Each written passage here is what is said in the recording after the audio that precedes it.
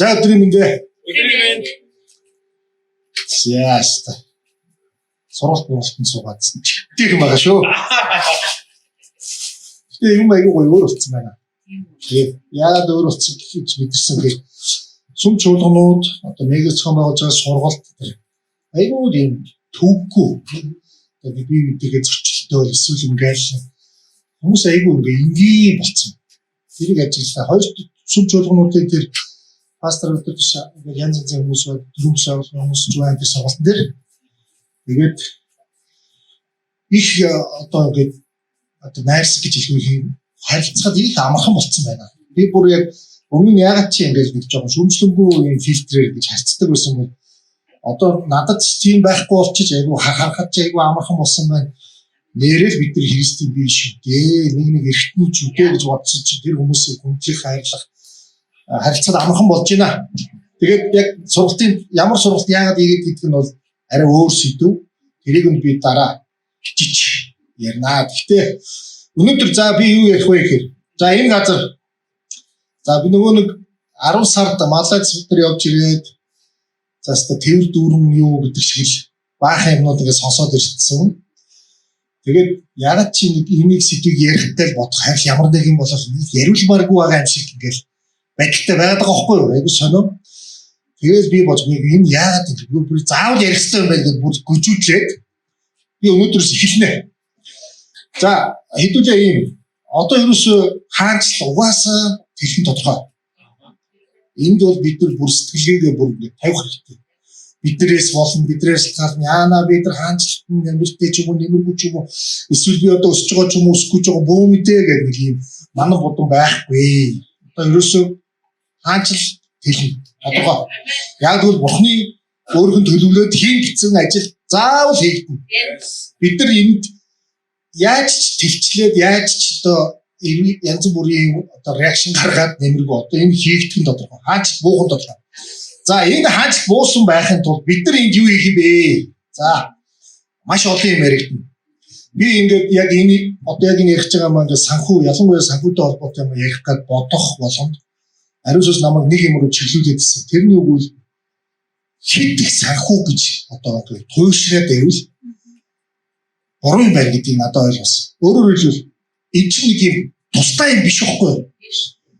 Одоо нэг юм санхүүгийн мэдлэг, санхүүгийн сэтгэлгээ, санхүүгийн юм гэж ярихлаар ингээд нэг ихийн хүмүүсийн хит их нөгөө улаарч хөөцөлдөг зүйлийг бид нэр тэр ихийн хүмүүсийн хэмжүүс тэдний хүслээр гэж хийхгүй. А бид нар энийг юун дээр яг хүндэс суурь нь юу юм бэ гэж би ингээд чимээсэн чинь бүр яг өнөөдөр өглөө бүр аягүй гоё орж ирсэн. Тэрний хүн бид нар хайр татварлах юм. Эсвэл өөрөөр хэлбэл бидний ингээд санхүүгээрээ тэгэн санхүү ингэн гэж мэдээ санхүү хэцүү байгаа юу байгаа. Гэхдээ бид нар хит их санхүү рүү ингээд туушраад байв. Хит их санхүү дээрээ гал мэдлэг хөрвүүлэх гал эсвэл хит их санхүү дээрээ алах галтай хадаас амар эсвэл мөнгөтэй болох гал эсвэл хит их ингээд улаарах бол дими юм байна гэж. Дими буюу одоо миний үндсэн фокус юм байна. Алдуулах гэдэг. Тийм учраас үндсэн фокус нь юу вэ? Бид нар хайрн дээр энэ зүйл рүү хандвал маш амархан. Хайр байхгүй бол харин аюу асуудалтай. Тэгээд би Сунта Австрали маань хоорондоо илчил номын тухай ярьж ирсэйг сонсож байхад яа бүр миний бодож исэн батлаад яриад байгаа байхгүй аюу гоё. Нэрэл бид нар Христ хайртай хайргүй за мэдгүй хизээ чи хайрлсан ч юм уу харлаагүй ч юм уу янз янзаар боддог. Нэрэл бид нар Христ хайртай хайртай шүү дээ. Ингэжтэй. Бид нар тэр хайраа зарим нь илэрхийлж мэдэхгүй. Тэгээ өөрөө ирэхгүй л хайрлалт болцсон байна. Тийм биз дээ. Тэгсэн мөртлөө одоо гол итгэгчдийн ялангуяа одоо Монголд байгаа итгэгчдийн нэг алдаа нь юу вэ гэж чинь энэ хайр байхгүй мөнгөнийх нь араас, эд баялынх нь араас, эрх мэдлийн араас улаарчиж байгаа байхгүй. Энд алдаа байгаа. Яг энэ суурийг бид нар ингээд яг суурин дээрээ зогсоод уушаа харах юм бол энэ аюу амархан зүйл байна. Би хайрлаж байгаа тохиолдолд би хэн нэгэн туслах өргөх ямар түүх байгаа юм бэ надад. Ямар одоо энд яг таталтаад байгаа юу байгаа юм бэ? Би хайртай юм бол би хайртай нэгэндээ зориул, хайртай нэгнийхээ заавраар нэгэнд туслах, өргөх, тараах, одоо хуваарлах ямар амархан бөгөөд ажиглалтай ажил вэ? Ингэж харах юм билээ. Хайрыг нь аваа хийчихвэл яг дэлхийн бизнес одоо ашигын араас гүйлдэж байгаа, мөнгөний араас гүйлдэж байгаа, эрх мэдлийн араас гүйлдэж байгаа бизнесмэнүүд болчихж байгаа. Тэгээд би яг энийг бүр ингээд тэд сонссон юм аа ингээд эргэлдэж бодол дотор эргэлжсэн. Харин өнөөдөр ингээд тайлбар ороод чинь байхгүй таймширч байгаа. Тийм учраас би энд ярих ёстой мэн гэж бодсон. За санхүүгийн тэр одоо эрх мэдэл санхүүгийн удирдлага дээр ингээд энэ чинь бүр айгүй том цогц ойлголт. Битгий нэг ингээд функцийг барьж аваад ерөөсөө л тариад ах юм байна уу? Эсвэл нэг нь зүгээр хураагаад ах юм байна. Эсвэл зүгээр тараагаад ах юм байна. Одоо ингээд салгаад байгаа байхгүй бид нар ингээд сэтгэлгээ мэн яаж юм гэхээр бид нар аль нэг хэсэг дээр нь талбар дээр нь дутуу хийцэн учраас тэрийгээ бид нар би ерөөсөө өргөл армны нөгөө өгч чаддгүй эсвэл одоо юм тий би ерөөсөө мөнгө олж чаддгүй гэ өөрийгөө зүгээр ингээд диаволын тэр төрөлтөн дотор ингээд хайцсан байгаа байхгүй аль нь хэрэгтэй жишээлбэл за одоо бид нар өмнө нь яригдж байгаа чи бид нар санхүүгийн тухай ярьлаа л гэж байгаа санхүү эд мөнгө баялагын тухай ойлголт орж ирлээ л бол хамгийн суур ойлголт бүх юм түүнийг гэдгээс эхэлнэ. Яг энэ 7 ийм чухал одоо ойлголтыг яг тэр Малайзийн юм дээр ярьж ирсэн байхгүй. Тэр 7 суур ойлголтын хамгийн ихнийх нь буюу суур нь энэ үйлдэл. Бүх нөөц, бүх эд баялаг Бурхны эзэмшлийнхаа гэдэг сэтгэлгээнээс энийг харах юм бол бид энэ суур фундамент нь байгаа. Санхүүгийн ойлголт хамгийн суур. За хоёр дахь нь юу юм бэ гэсэн чинь түүний нөөцүүд эд баялагийг үнэнчээр итгэмжтэйгээр удирдан засгал гэж байгаа байхгүй. Энэ бол одоо яг бидэрт өгсөн тушаал буюу одоо бидэрт өгсөн ажил. Энэ ажлыг хийхин тулд саяны суурин дээр зогсож байгаад 5 ширхэг одоо багна гэж нэрлэх үү, 5 ширхэг одоо хийх одоо талбар гэж хэлэх үү. Энэ тавуулангийн хамтд нь хэрэгжүүлнэ. Нэг нэгээр нь биш, салгаж биш. Тавуулангийн хамт нэг цогц ойлгож чад. Тэгжээж засаглана. Тэгжээд итгэмжтэйгээр юм хийсэн. За нөгөө 5 юм юу юм бэ гэсэн чинь түүний нөөц баялагуудыг хичээнгүйлэн олж авахд анхаарах нь. Олох одоо өөрөөр хэлбэл орлого олох юм хийх өөрөөр хэлбэл энэний ардаад ажиллах гэсэн хөдөлмөрлөх гэдэг ойлголт юм чинь. Бид нар зүгээр сууж байгаад мөнгө авах бай. Хин нэг бидэрт энэ дэлхийн энэ зарчмын өсөлт зүгээр сууж явах чинь маа гэж байхгүй. Тийм үү? Энэ бол хөдөлмөрлөх ёстой гэдэг ойлголт юм чинь. Ажил хийх, олох. За хоёр дахь зүйл нь юу вэ гэсэн чинь түүний нөөц баялагийг боломжтойгоор хянамгайгаар удирдах чиглүүлнэ. Өөрөөр хэлбэл зардал тална гэсэн. Би орлого оллоо. Зардлаа юунд гаргахаа хянамгай мэддэг байна. Маш боломжтой гэж байна шүү. Зүгээр сэтгэл хөөрөөр тараагаад байсан. Энэ зардал талыг бид маш их ярих юм бол энэний ард байна. Би гол юм хэлчихье. За дараах 3 дахь зүйл нь юу вэ гэхээр түүний нөөц баялаг нөөцийг хангамжийг хариуцлагатайгаар хамгаал гэж байгаа. Хамгаал. Танд өгсөн санхүү, танд өгсөн эд хөрөнгө одоо өөр юу гэдэг баялаг нөөц тэрийг хамгаална. Энэ хамгаалах гэдэг нь одоо нөгөө нэг цусаалтсан эмэгтэйгийн тухай бид нэр дээр ярьжсэн ингээд боц. Нэр бид нар юу мэдэхгүй. Одоо өөрөөр хэлбэл маш их юм алдагдал байдаг байгаа даа. Тийм ээ? Энэ дээр бид нар бодох хамгаалах гэдэг үгийг бид нар өөрөө болгож авах юм. Надад хариуцсан юмыг хамгаалах. За, одоо ингэ 4 дахь нь. За, 4 дахь бас нэг чухал ойлгох нь ухаалгаар өсгөх. Таны эд хөрөнгө за энэтэй холбоотой маш их хэсгүүд байдаг шинэ гэрэн дээр байдаг тийм. Тэмцтэйгээр хаана нэг өөр хүн боолуудаа хөрөнгө эд хөрөнгийг үлдээсэн чинь зарим нь өсгөө, зарим нь хадгалаа, зарим нь бүр байхгүй болохоор янз янзаар энэ аюул бол ишлүүд байна. Гэхдээ би гол юм өсгөх хэрэгтэй. Энэ бас л бидний одоо яг хамтд нь хийж цогцоор нь хийх ёстой зүйл болохоос заавал өсгөн гэж ингээд хамаг хадгаламж бүх юм хураагаад нэг юм руу хийх гэсэн үг шүү. Энэ чинь аюул ухаалаг хэрэгтэй. Өсгөх ёстой байна. За 5 дахь юм нь бол өгөөмрөөр өгөх. Одоо танд өгсөн хөрөнгөл санхүү юм аа өгнө.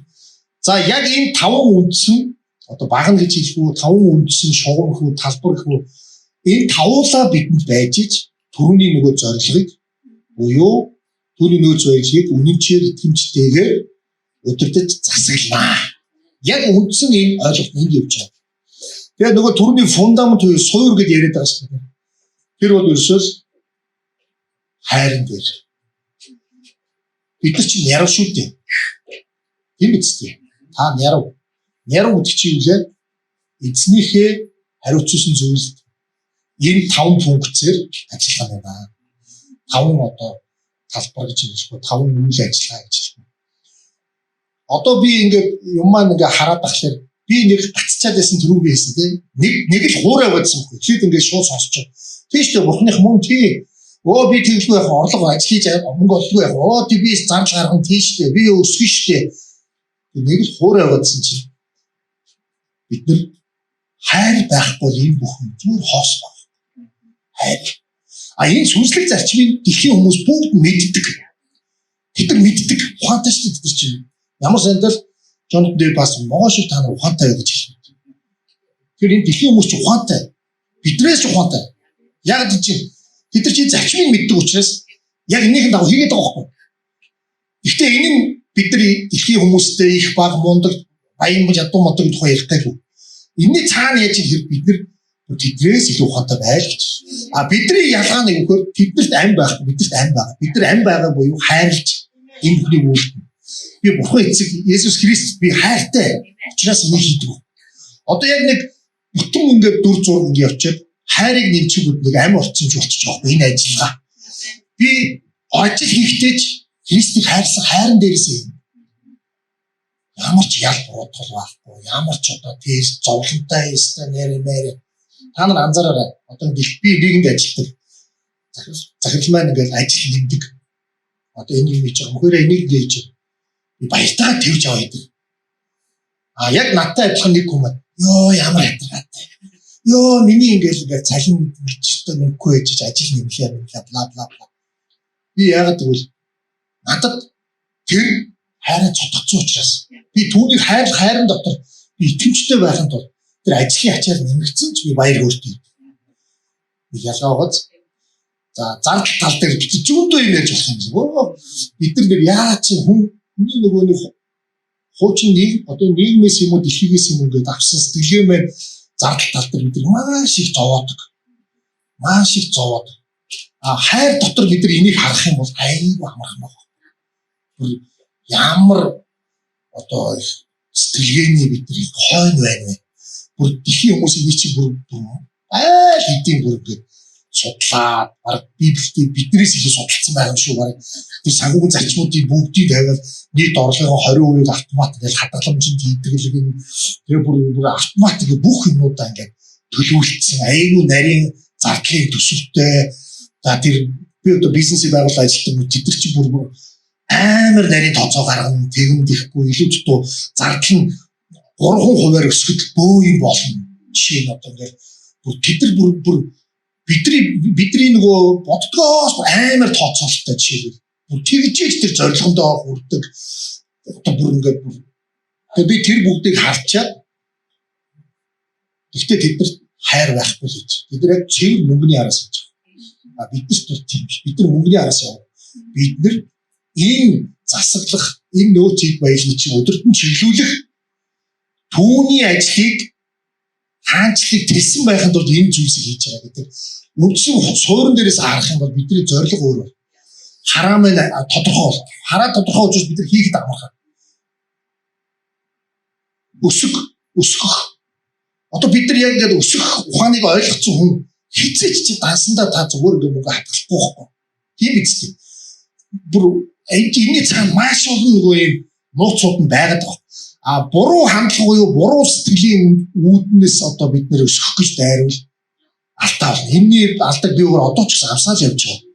Тэгээ энэний нөгөө цаад суурь би шунал дээрээ суурлаад энэ шийдвэр гаргав. Би үнэхээр хайр дотор би энийг хийсэн үү гэдэг ялгаа. Одоо би ил болж байгаа. Би яг тэгээ алдсан байсан байна. Одоо яг ил болж байгаа. Өгөх энэ бол бидрийг бүр маш ингээд зүрхсэтгэлийн маань ингээд сунгадаг зүйл. Бид нар хин нэгэнд өгөх туслах бүр өгөөмрөөр гэж байгаа шүү. Энийг бүр манайхан бол бидний манай сумынхан бол би айгүй одоо юу гэх юм өгөхдөө татганаал гэдэг хүмүүс би бол баг харддаг баг тийм баг. Гэхдээ энд хилээд байгаа санаа нь юу вэ гэхээр яг бурхан сануулах үед өгөх бэлэн байх хэрэгтэй. Нэг гар нь нөгөө гарныхаа юу хийж байгааг мэдэхгүй басна гэдэг энэ үндсэн юм энд яваад байгаа. Бид нар заримдаа бүр ингээд нөгөө зардалтайгаа холиод идэг. Өгөх, зардал гарах хоёрыг ялах хэрэгтэй байна. Зардал гэж юу юм? Өгөх гэж юу юм гэдгийг мэдэх. Үүр тарих гэж бас юу юм? Одоо ингээд Йосефийн тухай ингээд харахаар бид нар бол ингээд өсөх мөсөх талд амар баярлдаг те. Хаста гоё шүү. Бараг ингээд хэлээд 7 жилийн нөгөө агуулгах дүүрэн үүр тариа мараа гаалсан. Өсөх мөсөхтэй бас амар мастер толгой ажиллана. Тийштэй станараа тэм бонд хөдөлж байгаа төдөөөр тэнд тийм хөрөнгө оруулалт төдөөөр гал толгой амар ажиллана. Тэснэ яг гарах тал дээр бас ажилладаг. Айгуу харан болоо. Жохон ингээд бодоо. За залбирч хийж болох юм чи чаашаа. Яг хоо залбирч шийдэх зүйл байлгүй байна. Гэхдээ өгөөмрөөр өгдөг нь хизээс ингээл нэр. Сонио хандлага гардаг байхгүй. Тэгээ хамгийн амар нь би яг ингээд бодож байна. Бидний энэ бүх яг санхуд хандж байгаа хандлага чинь ухамд үнээр хайртай үгүй юу гэдгийг маань бүр ингээд харуулчих байгаа. Бурхан бүгдийг харж байгаа шүү дээ. Та яг түүний тэр хариуцуулсан санхуд яаж итгэжтэй хандж ийн хандахгүй байна уу? Яаж хармын сэтгэлээр хандаад байна уу? Бүгд харж байгаа. Тийм учраас би бүр яг энэ хайр дээрээс харсан зүйл, хайр энэ зүйл дээрээс харсан хийцэн ажлууд маань дандаа баяр хөөр авчирдаг. Гэхдээ хүнд өгсөн нэг зүйл маань бүр баяр хөөр бүр хоёр хэд дахин ингэ төрүүлээ ачдаг. Жишээ тийм зөндөө түүх байдаг. Жишээ нэг. Гэтэ надаас гарч байгаа нэг их юм биш юм шиг бүр нөгөө хүнд амар их баяр хөөр байх зөндөө байдаг. Тэгээ би ингээ бод зөвхөн нөгөө тоо гэдэг утгаараа биш. Хитэх тооны араас яваад байвал нөгөө нэг төрөв нийлдэг тойшрол орч. Яа дэлхийн хүмүүсийн хэмжээл орч. Тоо хөдөлтөд ирвэл тэгэл бүтэхгүй болчих. Яа бүтэхгүй би одоо мэдрийн нөгөө фокус алдагдаад эхэлж. Тэгээ иймэрхүү ойлголтууд байна. Одоо энийг би ингээ бүр шууд дахиад миний зүгээр бодлол энийг би дахиад бүр хэдүүлээ. Яг нөгөө цуглаан дээр гихгүй зүгээр сууж байгаа сургалт болгоод одоо энэ одоо саяны үндсэн 5 тэгээ 2 тоо миний 7 энэ ойлголт ардаа ингээд ислүүдтэй байна. Бүр ингээд ийм ислүүдтэй ингээд уншаараа гэдэг хараад тавьчихсан. Тэгээ энэ дээр бүр ажилламаар. Тэгээ би ганцаараа биш бүр хамтдаа ажилламаар байгаа. Энэ чинь бүр нэг ийм зүгээр нэг талаас ярих биш бүр бүгдээрээ ярилцдаг ийм бүгд нэг ойлголтын дээр очих тийм зүйл байгаад байгаа. Тэгээ би бол энийг базаад ярьлаа. Тэгээд энийг бол сургалт болгоно хизээ 4 сар дуу 5 сар дуу хэдүүлээ ойрхон шиг бүр ажил болгомоор байгаа. Бүр ажилч гэж хэлэхгүй энийг одоо яг юм цөмлөхөд чинь хэрэгтэй багж авахгүй. Бүр аюу гоё ойлголт. Тэгээ энийг ойлгоцсон хад бид юусоо тоохгүй. Бүр юмд ингээ бүр аюу зоригтой. Миний надаас гарч байгаа мөнгө маань юу юм зардал юм уу? Тэ? Бэлэг өргөж юм уу? Эсвэл юу юм? Ямар зорилгоор өгч, ямар хандлагаар өгч байгаа. Энэний жаад нөгөө ишлүүд нөгөө бид нар чинь энэ тэр тусны ярьсаар хагаад бид нар бүр ингээ салангат юм шиг ойлгоод яваад байгаа юм да. Одоо ингээ яг тэр Малайзтайгаа бидний одоо Исакис үжигийн пастор болоо ингээд нэг ийм цогт зураг харуулсан чинь бүр ингээд нэрээ тийштэй энэ исэл чи энтэй шууд ийм холбоотой байсан биш үү? Ислүүд нэг хоорондоо яриад байгаа. Айгуу гоо. Тэгээд одоо энийг хэдүүлээ ярих юм бол зүгээр цөмөр. За дахиад нэг санаа. Та баяжхгүй шүү. Одоо энэний хардлага баяжин мөнгөтэй бол аста гэдэг юм ойлголт байхгүй шүү. Ойлгож байна уу? Энэний сургалт суучулсан ахаад өгөх юм. Үгүй. Та хайр дотор мөнгөтэй харьцаж сурна. Энэний дараа юу гэж юм болох бүү гэд би ч өстэй одоо вирусын болох тодорхой би бол итгэж байна. Гэхдээ энэ нь хин ямар өнцгөр ямар хандлагаараа энэнд хандж байгаас шууд хамаарна. Шунлтай хүн бол шунал нь улам дэврэн. Одоо би шулгал хэлээ. Та шунлаад тижимээр байна уу? Өгөөмөр зүрхээр Бурхны тэр хайр дотор энийг хийж сурмаар байна гэдгийг бүгд гаргаж ирж ярмаар. Энэ бол гайхалтай. Бидэнд Исакийн босон сүмэд маань яг энэ загвараар яваад үйлдээд өсгөөд томруулаад одоо бүр бэлэн загвараа гаргаад тавиад ярьчээд ахад бид нар хийхгүй бол энэ харин бидний асуудал шүү. Хийхгүй залхуураад хойрогшоод Би өөртөө ч гэсэн чинь 10 сараас өнөөдөр 3 сар хүртэл бас цаг хугацаа өнгөрцөн байд гэсэн мөртлөө нөхөр мөх хоёр одоо л ярьж байна. За энэ миний хариуцлага. Гэхдээ би өөрөөсөө оройтхгүй гэж бодож байна. Бид тэр бүгдээрээ ариун сүнс бол бидэрт яг хэрэгтэй зүйл юм хэрэгтэй цагт нь сануулдаг.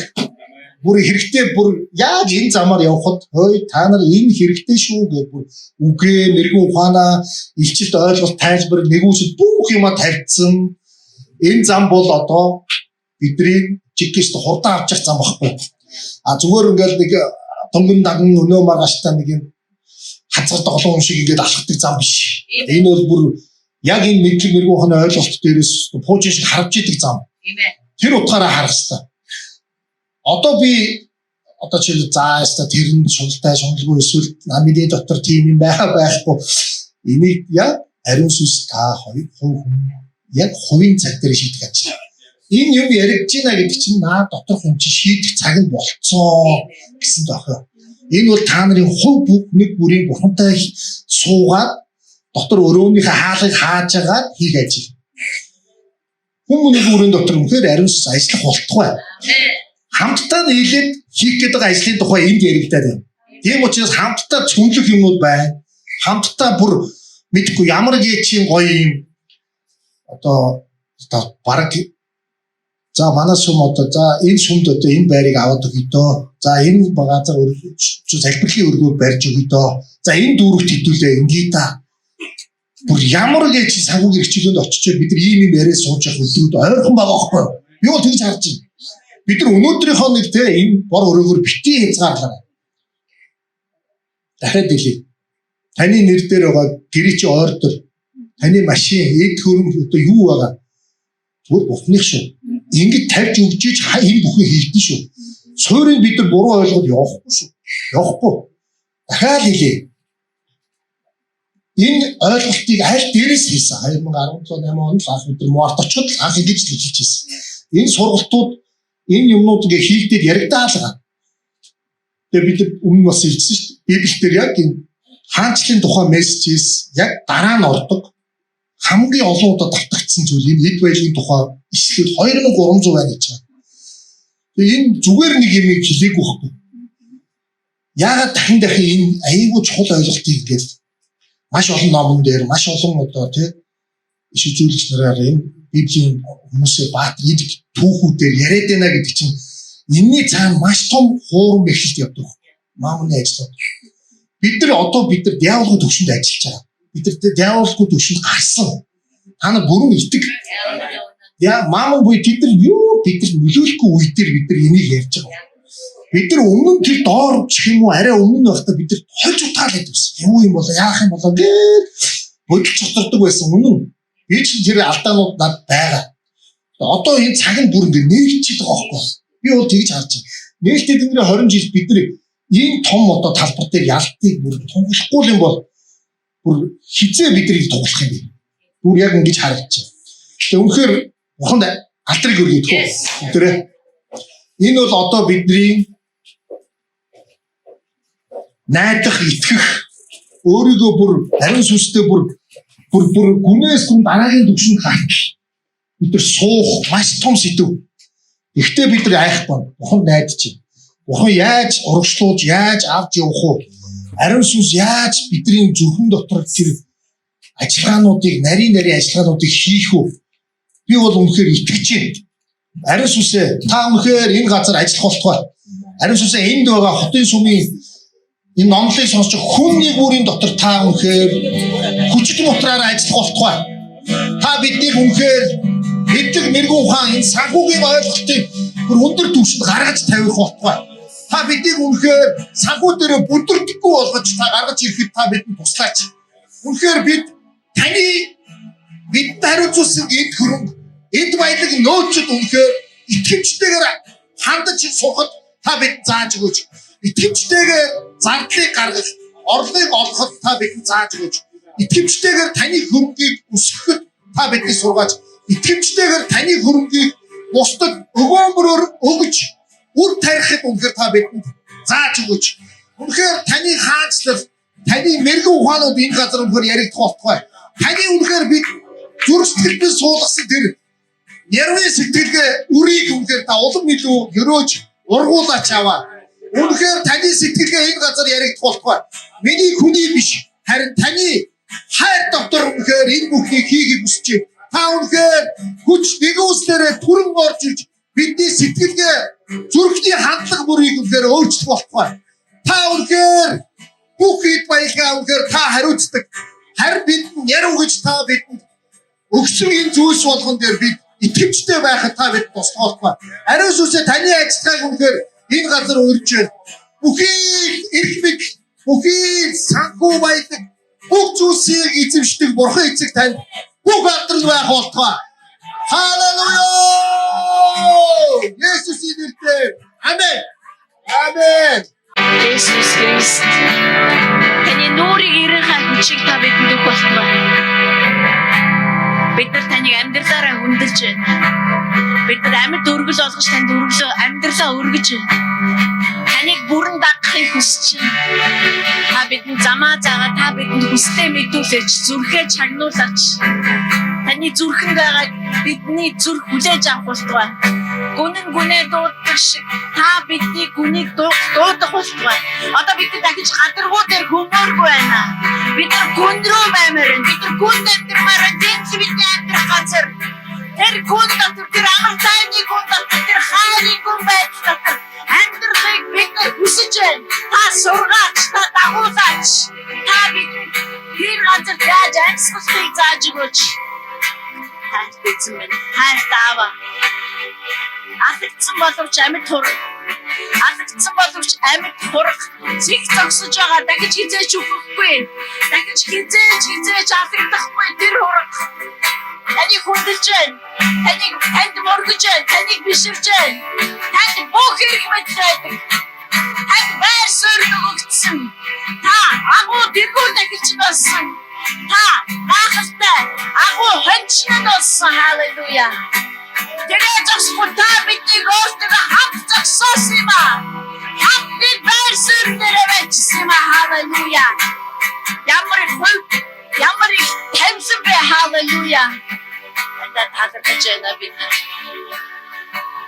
Бид нар бүтэн сайдар болгон таны өмнө хамтдаа ирээд хамтдаа таныг магтаж, хамтын хүчээр, хамтын дуу хоолойгоор бүх зүрх сэтгэлээ нийлүүлээд тань руу хашгирах, танд талархах юр бусын цол завшаан бидэнд байдаг.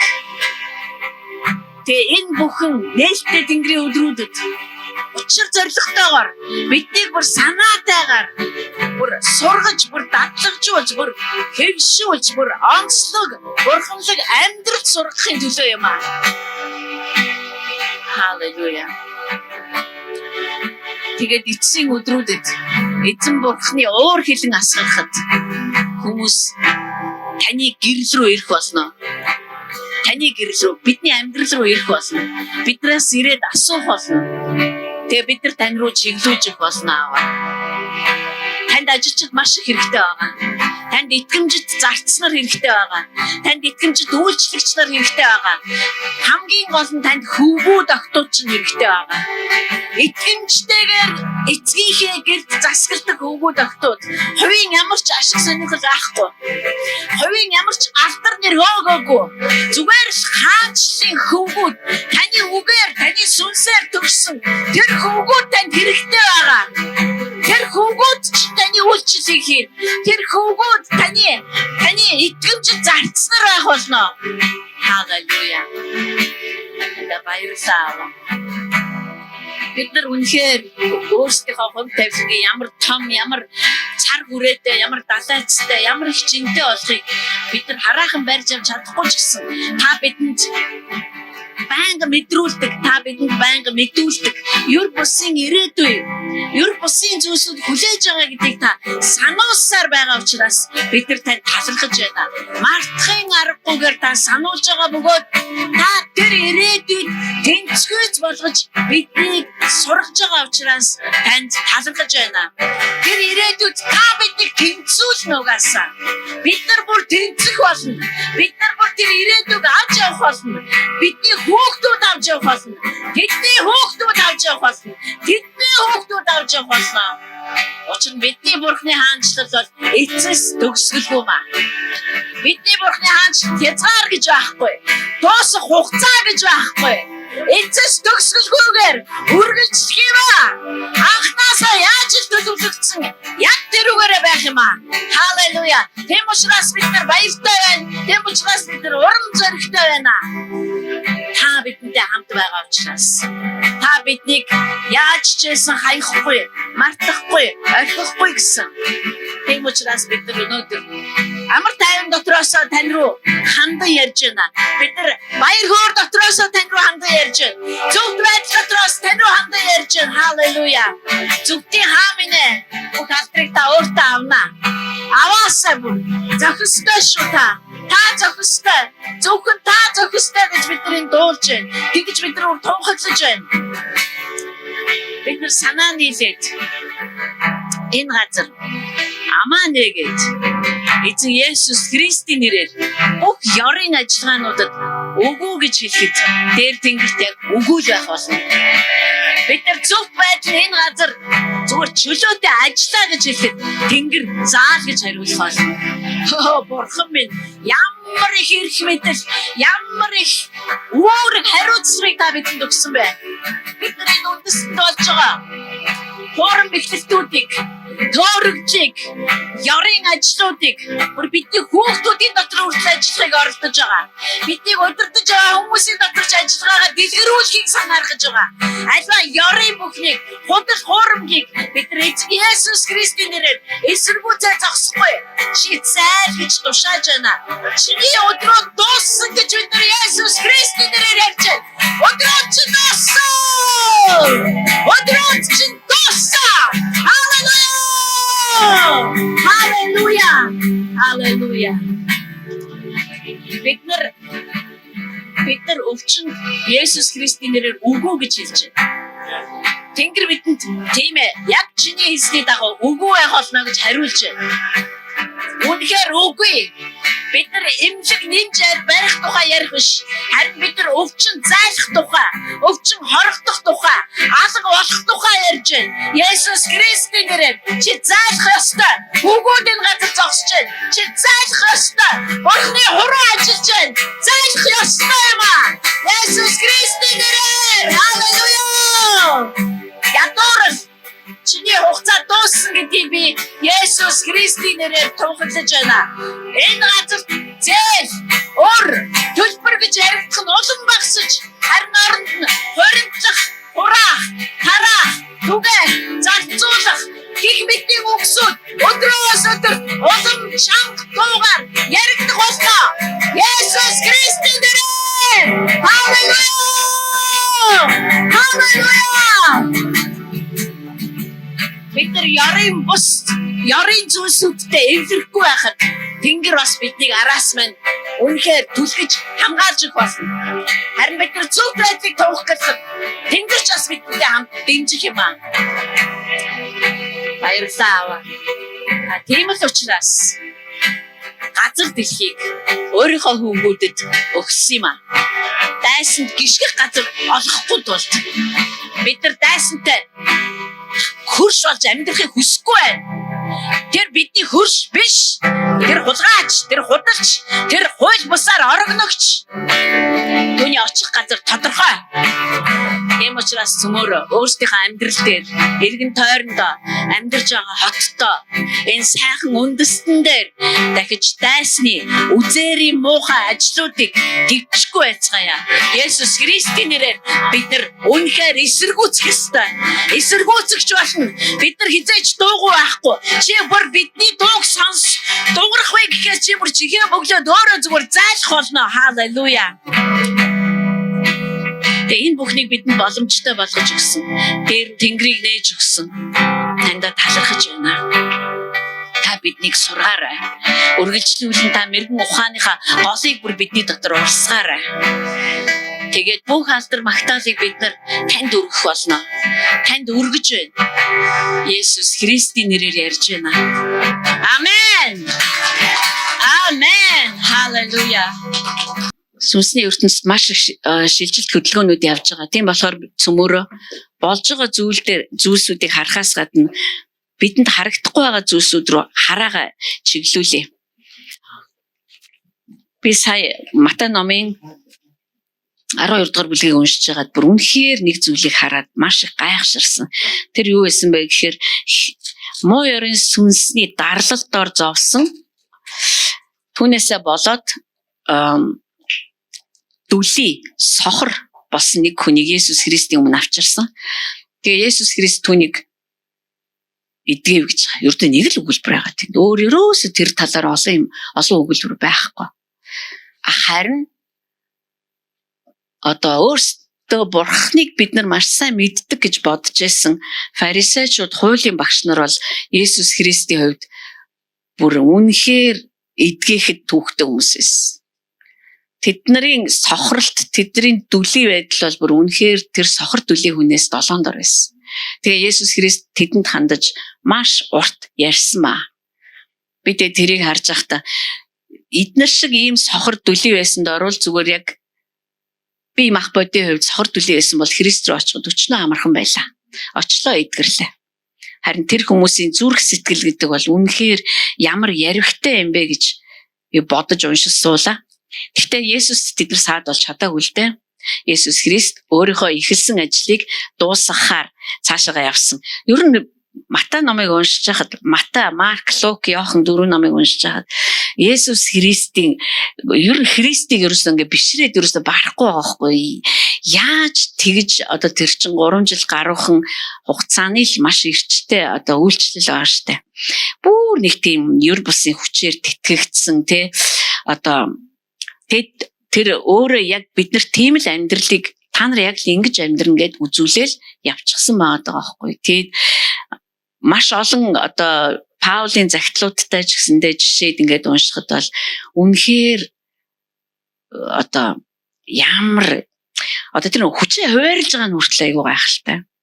Тэр чи одоо цаг наргүй л үйлчилж байгаа шүү дээ.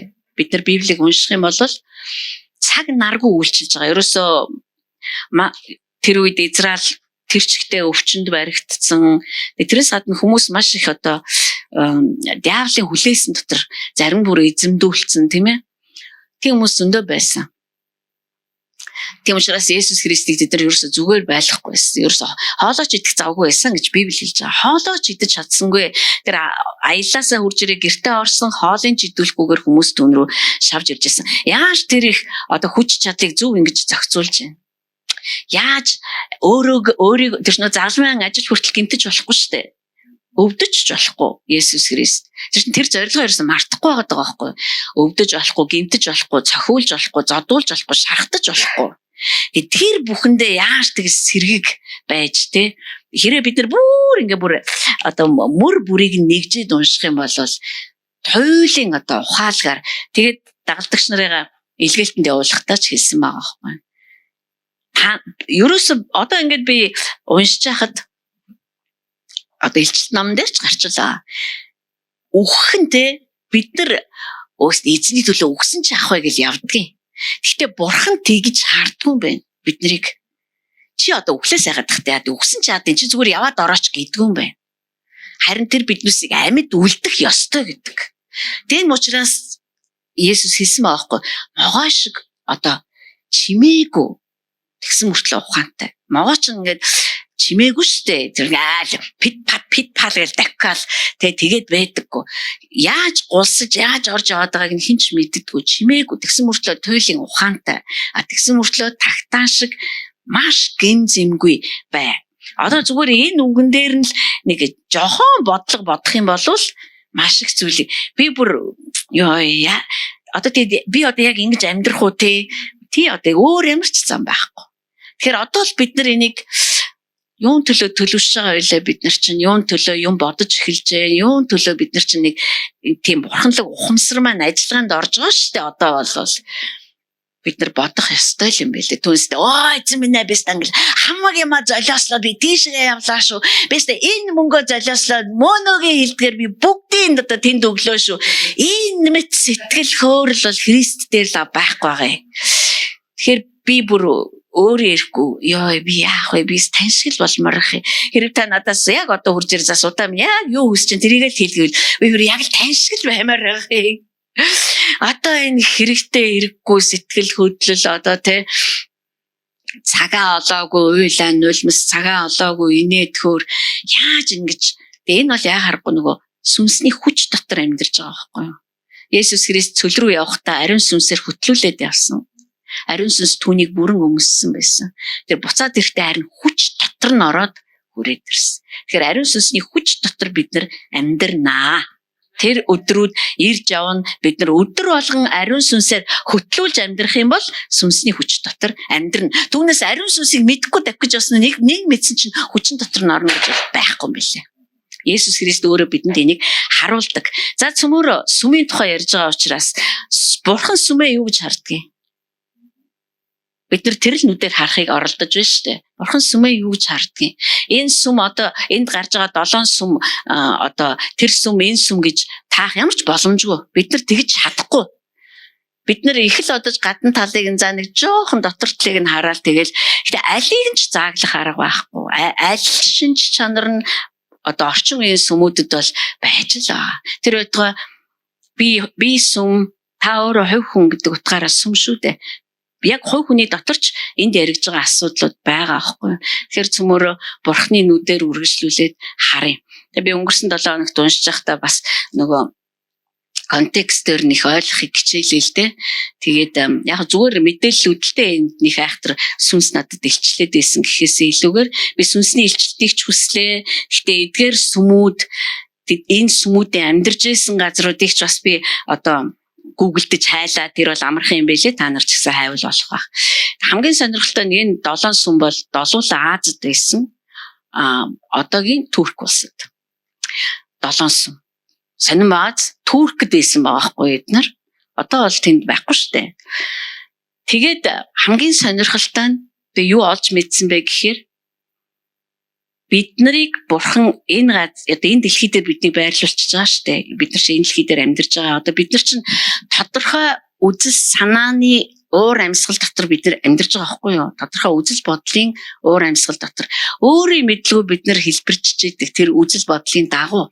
Бид нар яагаад ингэж сүмд яваад бид нар ингээ бурханы үгийг сонсоод ингээл бурханыг эрен хайгаад ингээд өдгөхөр бид нар тэр л хэвэнд нь орчихгүй төлөөл бид нар бурхан руу тэгж их тэмүүлээд байгаа аахгүй яг үндэ болвол. Түүнээс бурханд итгээд бурхныг эрен хайгаад байвал надад бас илүү дутуу юм өгж магадгүй бас намайг ингэж өрөмжлөөд өндөр цалинтай ажил тавьж магадгүй гэж бол биш. Яг хөө тэгж боддог хүн байдаг л ахтай яг эцсийн бүлэгтээ бид нар бурхныг эрен хайдгүйсэн бол энэ ертөнц биднийг аль эзэн залхицсан л. Өөрөөр хэлбэл бид нар яг энэ дэлхийг шиг болцсон байна. Гэхдээ отооч бас бидний дотор энэ дэлхийн өмч хөрөнгө байх тун магадлалтай. Тэгэхээр энэ тухай л бид нар ярьж байгаа шүү дээ. За би зөв санаж байгаа бол Смирна гэд ярьсан байгаа, Пергам гэж ярьсан байгаа. Туатэрийг ярьсан уу би? 3 дахь. За тэгвэл Туатэр л орё. Смирна бол туйлын ятуу. Тэгээд маш их зовлон үзчихсэн. Тэгээд маш хавчигдчихсан байх гэж байгаа. Яа тэгэл Смирна хотод бол маш их хэмжээний еврейн одоо хорооллууд байдаг гэсэн. Одоо China Town гэдэг шиг. Тийм хот байсан гинэ. Тэгээд дээр нь энэ маш их баян хот. Еврейчүүд хаана бөөнөрөө амьдарч энэ тэнд баялаг урсч идэг шүү дээ. Тэгээд тэр еврейчүүдийн одоо халдлага хавчлаганд маш их өртөжсэн байгаа хгүй энэ сүм.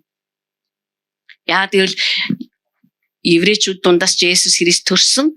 Тэгээд Есүс Христ төрөнгүүтээ хуулийг одоо би өөрөө хуулийн гүйцэтгэл байна гэж хэлээд Мосегийн хуулийг дагахыг болиулсан.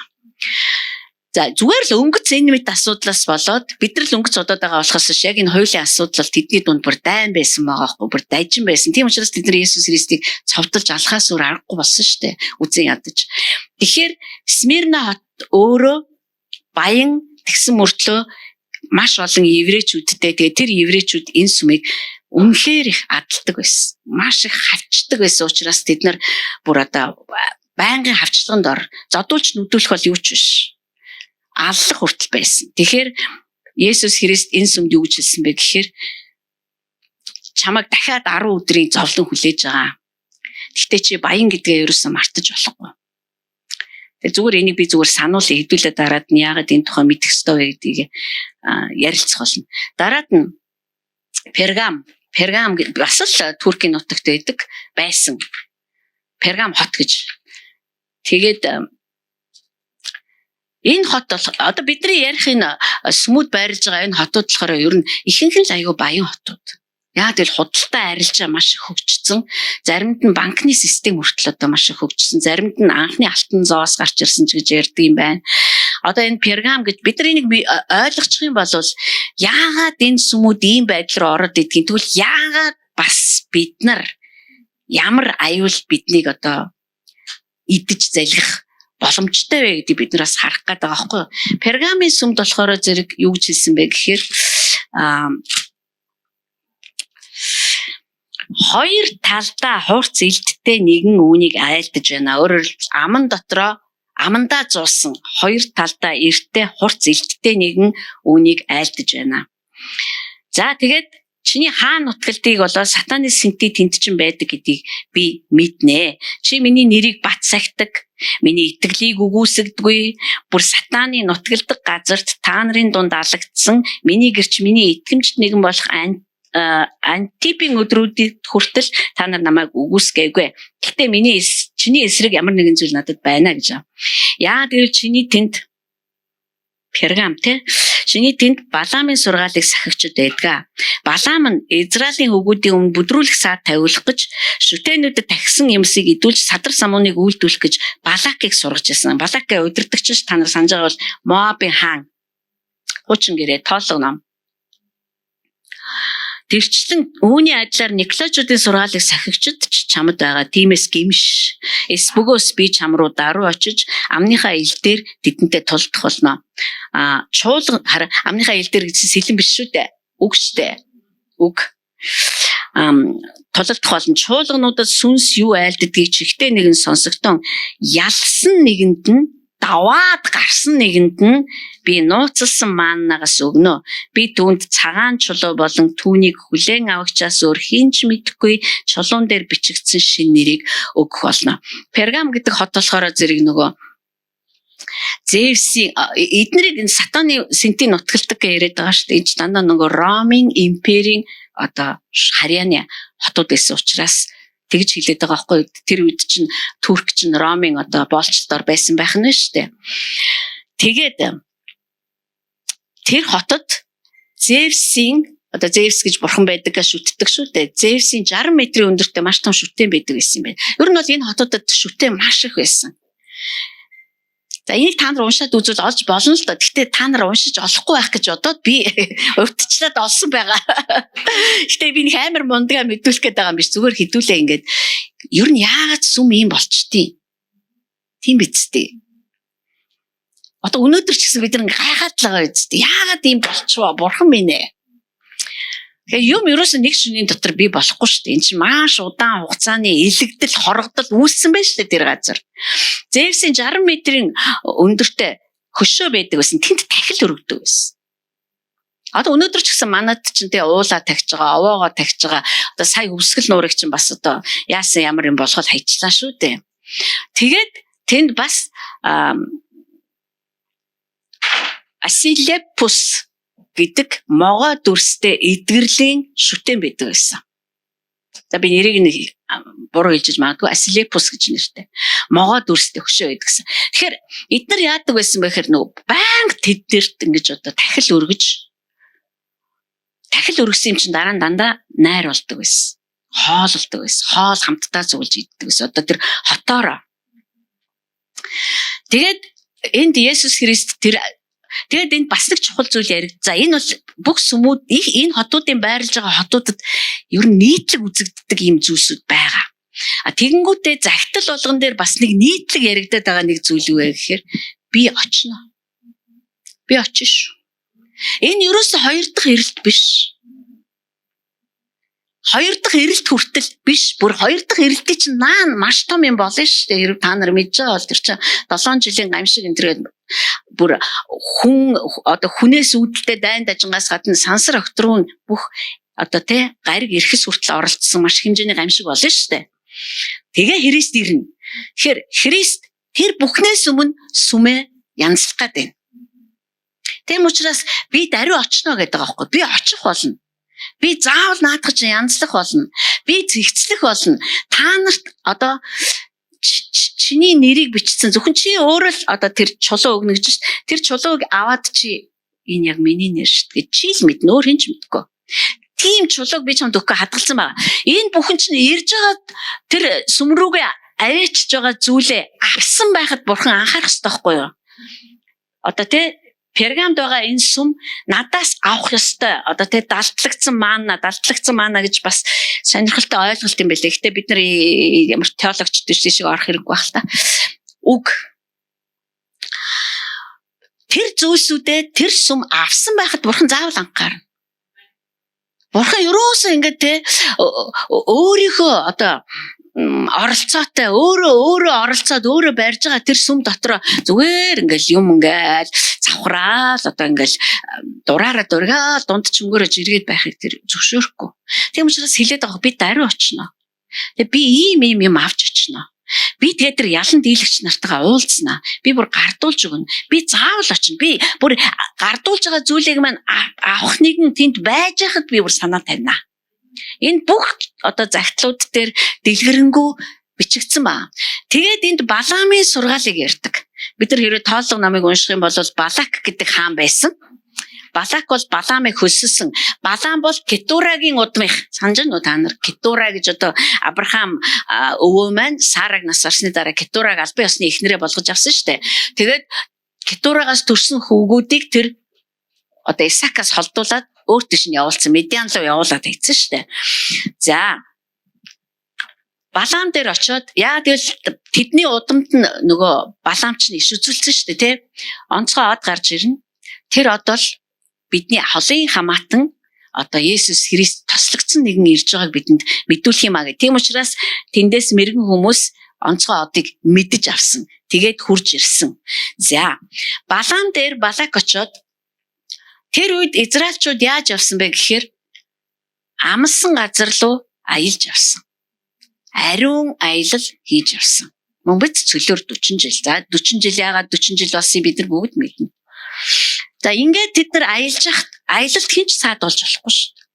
Бурхан өөрөө санаа тавьж ирсэн те та нар энүүгээр яв. Тэрүүгээр яв. Энүүгээр явбал ийм аюултай. Тэрүүгээр яв. Тийм учраас тэр өдөр болохоор үүлэн багнаар, шөнө болохоор галан багнаар тэднийг дагуулад ингээд ер нь бол цөл хамгийн тодорхой газар. Цөлийг бид нар нөгөө зовлон гэж бодоод идэг учраас одоо амьдралынхаа хэцүү үеүүдийг цөлтэйгээ зүүрлээд идэг байхгүй юу? Гэтэл цөл бол хамгийн тодорхой, хамгийн хамгаалалттай сохор дүлийн хүн байсан ч тэр гал үүлийг хараад дагаа явдаг хамгийн аюулгүй газар байсан. Зүгээр мунхгаасаа болол хүмүүс цөлд нэг үеэр өгсөн байхгүй юу? Тэгвэл тэр цөл дотор бурхан хэлж байгаа ш дэд туйл дээр хөөе би нэгийн чинь гутлыг илээгээгүй шүү. Нэгийн чинь гутлын уул цоороогүй шүү. Хувтас чинь илэгдээгүй шүү. Тийм амар хангамжтай газар байсан байгаа даахгүй. Тэгэхээр тэр бурхан хүмүүсээ дагуулад ингээ явж хахад тийшээ дайсан орж садаан хийн гэдэг бол энэ амар том аюулыг өөр дээрээ дуудчихин гэсэн. Тийм учраас энэ Балаамын нэр бол энд бүр айгүй нухацтай дурдсан. Энэ сүм энэ нэрийг сонсоод бүр үнэхээр одоо дохио авах хэвээр. Тэгээ Балаам хараахаар болсон. Хараах гэтэл чинь юусе хараачдаггүйсэн. Хил ам нээдрээ татаад исэн юм биш. Зүгээр л гараал хараах гэхээр хөө ямар үз. Өөрөө ирэхгүй ямар үзэсгэлэнтэй юм бэ гэж өрөөгд эхэлдэг байсан. Хараад ямар тань юу бурхны таалал байна шүү дээ. Тэгж нөө израилчууд жиг асуудалтай явж байгаа шүү дээ. Одоо харах юм дотор нь ороод харах юм бол үнэн царай муутай явж байгаа байхгүй. Гэтэл Балаам хараад бол бүр зүгээр уйраад, хайлаад өөрийн ирэхгүй харах ямар ч одоо тийм боломж байхгүй. Ерөөс хараах байтугай. Тэгэл ерөөсөөр байгаад бүр магтсараа байгаад бүр таасаар байгаад бүр харсаар байгаад ингээд ажиллагаа бол бүтлгүүтдэг. Тэгтээ Балаам яасан бэ гэхээр зэрэг яг ийм шүтээнүүдэд зориулсан найр хийгээд тэр найран дээрээ хүүхнүүдээр дамжуулаад Израилийн хүүгүүдийг ялангуяа удирдагчдын хүүгүүдийг удирдагч нарыг найранда урьсан ба. Ямар ч гимгүй. Болсон шүү дээ. Тийм биз дээ. Ингээл аялаа явж исэн чинь ингээл хээр одоо мэдгүй цөлт зүгээр зураглаа л да ингээл явж лөө сайхан ингээл явж исэн чинь те бас уйтгартай штэ бид нар ямар цөлт 40 жил явж үзсэн чинь тийм ээ утас шүрмс юуж байхгүй те. Тэгсэн чинь хар үндэстэн эмхтэй те одоо мэдээж хамгийн царай мутагаар явуулав гэж те хамгийн царайтай явуулж байгаа шүү дээ мэдээж ирэх тийм ээ. Очоод те тэгэл сайн байна уу одоо мэдгүй те яад гэдэг ямар ч таажсэн тэгэл контакт үүсэл. Танах яаж байгаа юм баяр маярт бэлдээд юм уу харин тест айгуу гой баярлах гэж байна шүү дээ. Пати туу. Харин тийм ээ ганц удаа патичод яах вэ те бид нар ч одоо эсэнд нүдүүлэлт хоол идсэн чи эс цай уусан чи эс одоо те бас нэг амттай шимттэй мэдчмээр яа болохгүй гэж. Өөрөөр хэлбэл Балаам үнэхээр нарийн ажилласан. Балаамыг уруу татсан гэж үздэг үндсэндээ бол Балак тийм ухаан төрөхгүй. Балаамд бол төрнө. Яа тэр чинь тахилч юм баггүй юу? Тэм учраас тэр чинь дахил өргөх, хиймэл шүтээнүүдийг шүтэх, ёслолын ажиллагаанууд найр наадан бүгдийг мэднэ. Тэгээд Балаам тэднүсийг огт өөр талаас нь ямар ч сэжиг аваагүй талаас нь өргөцсөн. Нэг удирдагчийн хүүг нөгөө Медианы нэг удирдагчийн охин уруу татсан. Тэгээд эдгээр нэг өдөрт 20 мянгаар өгдөг штэ.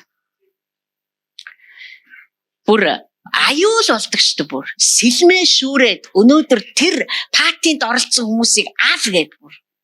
Тэгээ бүр одоо хомроглон устгаж аж 20 мянган хүн нэг дор өхнө гэдэг ч одоо юу тийм аюултай байхгүй юу. Тэгэхээр энэ хот мөн яг л тийм л ажиллагаа хийдэг байсан. Одоо шүтэн байна те 60 м өндөр шүтэн. Тэгээд бид нар чинь зүгээр шүтэн яачаад энэ бол одоо түүхийн дурсгал зүйл юм гэхгүй шүү дээ. Тэр чинь бурхан байхгүй тэдний хувьд шүтэн. Тэгэнгүүтээ тэр одоо эдгэрлийн бурхан гэдэг тэр одоо могоод үрстэй тэр бурхандаа байнга тахил өргөнө. Тэгээд тахил өргөх тоолондоо бид нар ч одоо баяр наадам зохиодог юм уу яад ингэдэг байсан. Харин яг энэ асуудлаас болоод сүмд одоо уруу таталтууд явагддаг байсан. Тийшээ тэр ёслолын ажиллагаанд нь оролцдог байсан уу, баярт нь оролцдог байсан уу. Энэ бол одоо өнөөдрийн орчин үеийн Монголд ч гэсэн байгаа. Бид нар нэг манрайсагт очиод мөрөс сөхрүүд байхгүй ч гэсэн.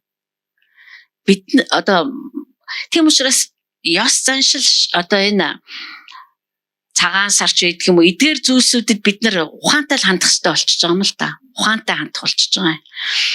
Энэ олон ургийн баярууд, энэ олон овоо, тахилга, уул, тахих, шүтэх.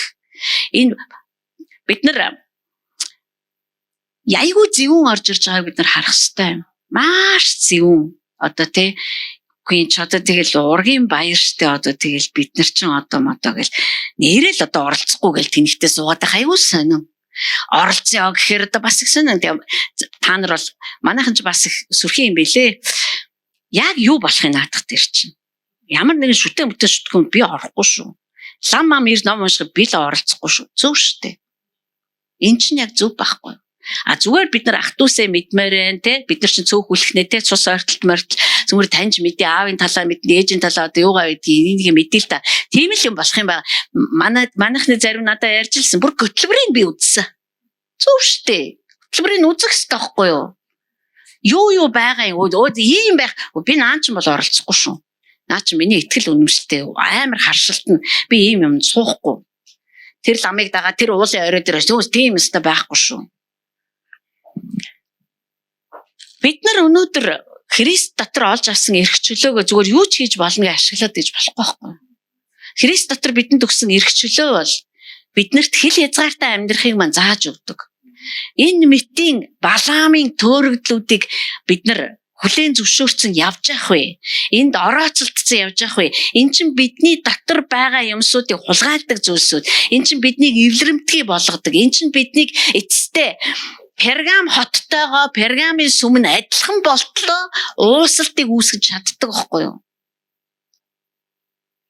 Тэм учраас Есүс энийг бүр хаягалж ирээд тэднэрт бичиж өгсөн ба. Балаамын ажиллагаа бол үнэндээ ариун аяллыг тасалдуулах зорилготой байсан ба. Тэгээд тэрэнд нь тэд нар уруу татагдсан. Тоолго номын 22 дугаар бүлэг дээр хэрвээ бид нар хараад унших юм бол маш том гар цохирлыг учруулчихж байгаа байхгүй. Нэг өдрийн дотор 20 мянган хүн үхнэ гэдэг чинь одоо үнэхээр амар штэ. Тэд нар чинь бас тийм олуулаа биш байсан. Тэгээд тэд нар чинь зориг байсан. Тэд нар уруу татагдсан. Тэгм учраас Пергамын сүмд яг ийм зүйлсүүд болж исэн. Бид нар хэрвээ энэ хотуудыг ажиглаад, энэ хотуудыг нь хараад, сүмүүдийг нь харах юм бол уруу татагдаагүй сүм айгүй цөөхөн байгаа. Есүс Христ бэштэй аврахтаа намайг надаас аварсан байхгүй юу? Таныг өөрөөс чинь танаас аварсан. Бид нар өөрөөсөө аврагдах хэрэгтэй байхгүй юу? Өөрөөсөө бид нар аврагдах хэрэгтэй. Хуучин хүнээсээ бид нар аврагдсан байхгүй юу? Бид нар Монголоос аврагдсан байхгүй юу одоо? Бид нар Монголдо хайртай. Гэхдээ бидний энэ хайр хүртэл огт өөр одоо мөн чанартай болж эхэлсэн. Бид нар монголчсон Христ итгэлийг монголжуулаад яваад ээж болохгүй л гэсэн үг. Христ итгэлийг солонгосжуулдаг шиг монголжуулсан, америкжуулсан, оросжуулсан. Үгүй ээ, орос хүний онцлог тохируулсан юм аа, монгол хүний онцлог тохируулсан юм аа гэж яваад ээж болохгүй байхгүй юу? Бид нар Есүс Христийн одоо амьдарч исэн үеийг өөрийнх нь амьдралыг бид нар бүр ингээ зүгээр бүр ингээ мөрийн мөшгөөд бүр ингээ одоо идэж ууж байгаа бүх юмыг харах юм бол тэнд ямар ч юдэжсэн юм юу ч байхгүй. Дагалдагч нар нь хүртэл тэд нар зүгээр л амралтын өдрөөр явж байхдаа тэд дагалдагч нар бол 3 жил Есүс Христтэй хамт явсан шүү дээ. Тэд нар тариан түрүү шувтраал идчихсэн болохгүй. Хуулаараа бол ажил хийж болохгүй. Тариан талбайгаар явж гин гэдэг чинь ажил, тариан түрүү шувтарж гин гэдэг чинь ажил, амрууга хийгээд идэж гин гэдэг чинь ажил байхгүй юу? Тэдний цуснд нь болохгүй гэдэг юм байдаг байсан. Цуснд нь бүр толгоонд нь биш. Гэтэл тэд нар Христтэй хамт алхаж байхдаа чөлөөлөгдсөн биз тэрнээс. Өөрөөр хэлбэл тэд нар ерөөсөө еврейжээгүй, тэд нар ерөөсөө юдэжжээгүй чадсан байхгүй юу? Тэм учраас одоо энэ сүмүүдэд бичээд байгаа загтлууд бол дэлхий даяар нутагшсан байгаа, суурьшсан байгаа, ажиллаж байгаа, оршиж байгаа, хөдөлж байгаа, Бурхны нэрийг дуудаж байгаа сүм чуулгануудад одоо энэ талаас маш том анхааруулга болох ёстой гэж би бодож байгаа юм. Хувь хүн ч гэсэн ялгаа авахгүй шүү дээ. Бид нар ямар ч гэр бүл төссөн байж болно те, бидний удамд яасан одоо юу лам мамга сая одоо бас надад ярьж л байсан. Шүтэнүүд биднэрт өвлөгдөж ирдэг тийм ээ. Судар ном өвлөгдөж ирдэг тийм ээ. Бид нар тэгэл за яах вэ? Тэгэл одоо амар хайчилтай юм шүү дээ. Одоо тэгээд бидний зарим нь үнэхээр зоригтой. Аваад хайцсан. Тэрнийхээ төлөө өнөөдөр хүртэл одоо ах дүүстэй адлагдаад явж л байгаа. Чамаас л болж байгаа юм тэр. Болохгүй байхгүй юу? Чин надад гай болох гэдэг юм биш. Угаасаа эн чинь Бурхан заагаад ярьж ш. Хөөе, Пергама сонс хөөе, Пергама. Бурхан ерөөсөө тэдэрт харин тийм ээ, тийм Зевсийн шүтээ мүтэн амар өндөртэй. Бурханд 60 метрийн шүтээ одоо бүр өндөр байлаа юу? Харин Бурхан биднээс юутай ч эвлэрч болохгүй л гэж хэлсэн. Тийм учраас энэ загтлууд бүгдээрээ нэвт шувт ямар ч эвлэрэл байхгүй шүү. Би очиж шүү. Байгаагаа хадгална шүү. Хамгаална шүү гэж бидэрт одоо сануулад байгаа байхгүй юу? За дараагийнх нь Тотерийн сүм гэж гарч ирж байгаа. Тотерийн сүмийг хараа хэдүүлээ. Чуулганы тэнгэр элчид бичигтэн галын дүл мэтнүүдтэй өнгөлсөн хүрэлтэмт хөлттэй Бурхны хүү үүнийг айлдаж байна. Би чиний ажил үйлс хайр, итгэл, үйлчлэл, төвчээрийг болон эцсийн ажил үйлчин эхнийхээс агуу гэдгийг мэднэ. Би англи орчуулгыг унших үнэхээр дуртай. Намайг үнэхээр сэтгэлийн маань хөдлөгдөг гэж байгаа байхгүй юу? Чиний хийж байгаа бүхэн тууштай байдал, тэр их нөр хөдөлмөр чи бүр эхнийхээсээ ч сайжирсан гэж байгаа шүү дээ. Бурхан тэр чи юу яагаагүй, яжлаагүй, хэтрүүлээгүй. Тэгэхээр энэ сүм бол үнэхээр маш сайн байсан байгаа. Ажил үйлсийн хувьд. Энэ 7 сүм дээр өгж байгаа анхааруулгыг сонсох юм бол бурхан тэднээс юус ажил шаардаагүй байгаа. Амар сонирхолтой. Чи нэг тийм ажил хийчээч, нэг тийм ажил зохиоч өчхөө. Ямар ч тийм байхгүй байгаа. Бурханы тэдэнтэй ярьж байгаа зүйл бол дандаа л зүрх сэтгэлтэй л холбоотой юм яриад байгаа байхгүй юу? Гэхдээ бурхан тэдний юу хийж байгааг тоохгүй байгаа гэсэн үг огтоосоо биш. Одоо энд хэлж штэ. Эхнээсээ ч одоо бүр үнэхээр амар мундаг болсон та нар. Ажил үйлсийг чинь би харж байна, хайрыг чинь харж байна, итгэлийг чинь харж байна, үйлчлэлт дэвчээрийг чинь харж штэ би. Та нар бүр тэр тал дээр эхэндээ байснаасаа ч илүү мундаг болсон гэдгийг би харж байна. Гэвч чиний эсрэг зүйл надад байна. Ямар ядаргаатай бэ? Ийм сүм байвал одоо амар сайхандаа жаргамаар ш. Одоо бид нар юу бодох вэ гэхээр бид нар нэрэл сувдаа чист айгуу сайн байгаа шүү. Вау гингүүд сувдаанд баярлал. Багийн чист тасарсан пасторыг бачаргал нь баярлал. Бүгдээр ингээ хөөрөөл гүгээд байх вэ.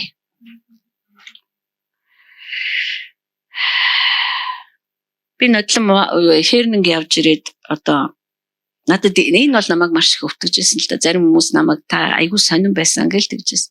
Энэ намайг айгүй өвтгөжсэн. Нэр яг тийм юмд би тасал болж байгаа юм биш байгаа да. Өөрийгөө ингээ бодох ёстойгоос нь хит их дөвөлгө бодцсон яваа юм биш байгаа да. Энэ бол би ариун сүнсээс үүсэлтэй гэж бодож байгаа. Яг л надад өөрт маань маш их өвдөлтийг өгч ирсэн учраас тэг бид нар ингэж өвдөх ёстой л доо. Бид нар тэгвэл яг айгу та нар ийм сүмийг одоо те гэвч чиний эсрэг зүйл надад байна гэх хүртэл нь уншаал те бид нар тасрын штэ. Бурхан л надад миний эсрэг юу ч хэлэхгүй байхаа гэж гүгээ явчихна. Түүний хөөе байж би юм хэлэх гэсэн юм гэж та сонсохгүй шүү тэр яад амар баярлцсан. Бурхан өнөөдөр надад та яана би бүр эхнийхээсээ сайжирсан байж байдаг шүү мэжэд. Сувдачистай номлохтой бүр галаар төрөгдөг болчихжээ гэж хэлсэн байсан. Солиор яваад үг шүү дээ. Гэтэл бурхан яаж ийнэ гэхээр надад чиний эсрэг ярих юм байна. Энэс үнэхэр сонирхолтой бас. Юу гэвэл өөрийгөө иш үзүүлэгч хэмээн нэрлэдэг Избел гэх эмэгтэйд миний боолуудыг сурган төөрөлдүүлэхийг чи зөвшөөрсөн. Тэгснээрээ тэд садар самуун уйлдан шүтээнүүдэд өргөсөн юмсыг иддэг ажээ.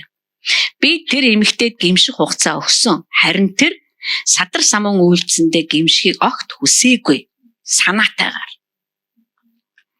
Харагтун би түүнийг өвчтний орон дээр хаяна гэж байд юм байлээ. Өвчтний орон дээр хаяна.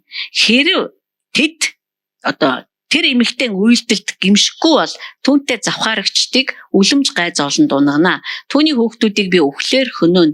Би бол оюун санаа хийгээд зүрхийг нягтлагч гэдгийг бүх чуулган мэдэх болно. Би та нарын хүн нэг бүрд үйлсийн дагуу хариу өгөх болно.